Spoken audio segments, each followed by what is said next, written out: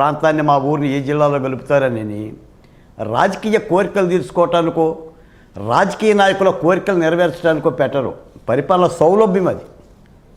నిజానికి ఏంటంటే మీరు అన్నట్టుగా జిల్లాలు ఏర్పాటే కాదు, మండలాలని కూడా పెద్ద పెద్ద మండలాలను వాటిని కూడా చేసుకోవాల్సిన అవసరం ఉంటుంది. మీరు ఎప్పుడు దాకా ఏమన్నారంటే గతంలో జగన్మోహన్ రెడ్డి గారు 25 పార్లమెంట్ నియోజకవర్గాలను 25 జిల్లాలుగా మార్చారు, మొత్తం 26 జిల్లాలు చేశాడు మన్యంతో అంటున్నారు. ఆయన జిల్లాలు చేయలేదండి వెంకటకృష్ణ గారు. ఆయన పార్లమెంట్ నియోజకవర్గాల మ్యాప్ ఒకటి తెచ్చుకొని ఈ పెన్నోడు పట్టుకుని ఆ మ్యాప్ని ఇలా గీసి ఇదే జిల్లా చేసుకొని పోండి అని అన్నాడు. ఎక్కడ శాస్త్రీయమనే మాటకు కానీ జిల్లాల ఏర్పాటు మీద అధ్యయనం కానీ లేదా ఉపసంఘానికి సంబంధించిన ఒక పని విధానం కానీ ఎక్కడా చేయలేదండి. ఆంధ్రప్రదేశ్లో 25 పార్లమెంట్ నియోజకవర్గాలు ఉన్నాయి, 25 జిల్లాలు పెట్టేసేయండి, దట్స్ ఆల్, వెళ్ళిపోండి కాగితాలు తీసుకోండి అని వెళ్ళగొట్టాడు తప్ప జిల్లాలు ఏర్పాటు చేయాలి. లేకపోతే ఉమ్మడి కృష్ణా జిల్లాలో మచిలీపట్నం కేంద్రంగా ఏర్పడ్డ స్వర్గీయ నందమూరి తారక రామారావు గారు పుట్టిన నిమ్మకూరు గ్రామం ఉన్న జిల్లాకి కృష్ణా జిల్లా పేరు పెడతారండి? ఎన్టీఆర్ జిల్లా పేరు పెడతారా? ఇటు వచ్చేమో విజయవాడకేమో ఎన్టీఆర్ జిల్లా పేరు పెట్టాడు. ఇందాక పెద్దలు అన్నట్టుగా కోనసీమకేమో అంబేద్కర్ పేరు పెట్టాడు. అంటే తన్నుకొని తాంబూలాలు ఇచ్చాం. అంతా కూడా నేను చెప్పక తప్పదండి. ఎవడో ఒడ్లు పారబోసుకుంటూ పోతే ఇంకోటి ఎత్తుకుంటూ పోయిందంట. ఇప్పుడు జగన్మోహన్ రెడ్డి గారు చేసిన అన్ని ఆ పారబోతంతా కూడా చంద్రబాబు నాయుడు గారు సరిదిద్దాల్సి వస్తుంది.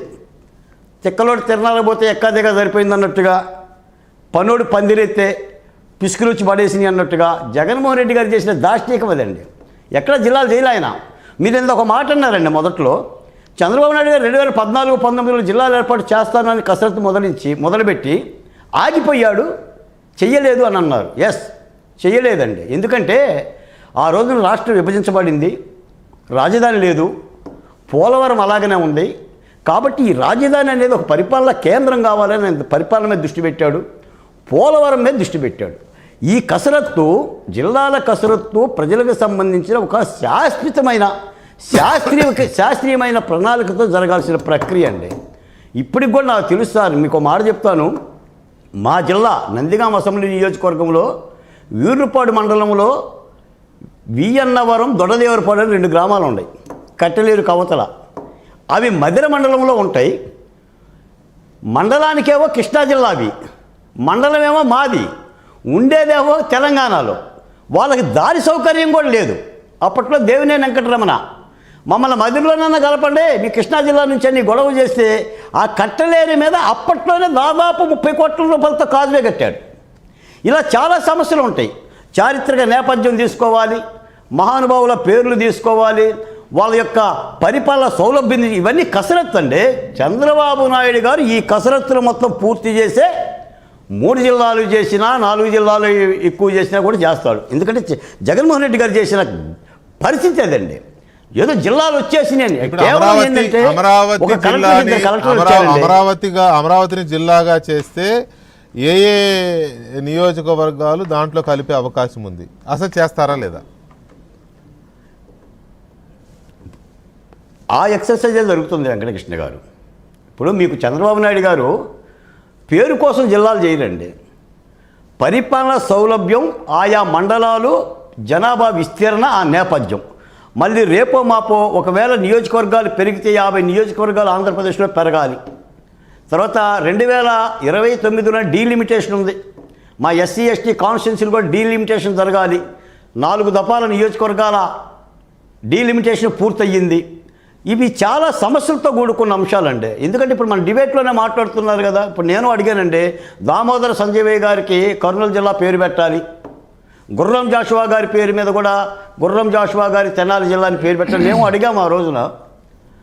ఏదేదో చేసిపోయాడు. ఇక్కడ ఇప్పుడు నామధేయాలే కాదండి, నామధేయాలు తీసుకోవాలి కాదని నేను అన్న, కానీ పరిపాలన సౌలభ్యం, ఆ ఊరు ఎక్కడుంది, ఆ మండలం ఎక్కడుంది, ఎంత విస్తీర్ణం ఉంది అని ఆయన చేసిందల్లా ఏంటంటే ఒక కలెక్టర్కి 2 కలెక్టర్లు పెట్టిండండి, ఒక డివిజనల్ ఆఫీసర్కి 2 డివిజనల్ ఆఫీస్ పెట్టిండండి. ఇది తప్ప ఆయన చేసింది ఏం లేదండి. కాబట్టి ఇప్పుడు పెద్ద కసరత్తు ఇది. ఇప్పుడు చంద్రబాబు నాయుడు గారు కూడా అందుకనే మీరు చంద్రబాబు నాయుడు గారు ఇటువంటి నిర్ణయాలు తీసుకునేటప్పుడు మీరు చాలా నిశ్చితంగా పరిశీలించే చేస్తాడు. ఆ నేపథ్యంలో నాకు తెలిసి దాదాపుగా అన్ని అంశాలను పరిగణలో తీసుకొని ఈ ప్రక్రియ జరుగుతుంది. ఏది జరిగినా కూడా ప్రజలకు ఇబ్బంది పడుకోకుండానే జరుగుతుంది. అందుకని జగన్మోహన్ రెడ్డి గారు చేసిన ఆయన అసలు జిల్లాల మార్పు కేవలం రాజకీయం కోసమే చేశాడు సార్. లేకపోతే మన కోనసీమలో అన్ని అల్లర్లు ఏంటి సార్, ఎస్వరూప్ ఇంటి మీద దాడి ఏంటి సార్, 2 సామాజిక కులాల మధ్య మంటలు రేపాడు కదా. పుణ్యపురుషుడు అంబేద్కర్ గారి పేరు పెడితే మంటలు లేగటం ఏందండి? ఇంకా నిజం కృష్ణా జిల్లాలో కూడా లేగవాని మంటలు ఇక్కడ కూడా ఆద్యం చేసే ప్రయత్నం చేశారు. ఏదో మహానుభావులు మీలంటూ 4 డిబేట్లు పెట్టు, మా బోటు వాళ్ళు పిలిచి ఒరే బాబు జాగ్రత్తగా ఉండండి బాబు జగన్మోహన్ రెడ్డి గారి చేతిలో. ఎందుకంటే మీకు మాట చెప్తాను వెంకటకృష్ణ గారు, ఆంధ్రప్రదేశ్లో మా సాధారణంగా ఏదైనా మంట మండించాలంటే కిరోసిన్ డబ్బానో పెట్రోల్ డబ్బానో అగ్గిపెట్టో కావాలండి. కానీ ఆంధ్రప్రదేశ్లో ఏదైనా కులం దగ్గరికి వెళ్ళిపోయి మండవే అంటే మండిపోద్దండి. మా రాష్ట్రాన్ని ఆ స్థితికి జగన్మోహన్ రెడ్డి గారు తెచ్చారు. అంటే హత్యలో మేము కులాన్ని చూస్తున్నాం, అత్యాచారాల్లో కులాన్ని చూస్తున్నాం, రోడ్డు ప్రమాదంలో కులాన్ని చూస్తున్నాం, మతాన్ని చూస్తున్నాం.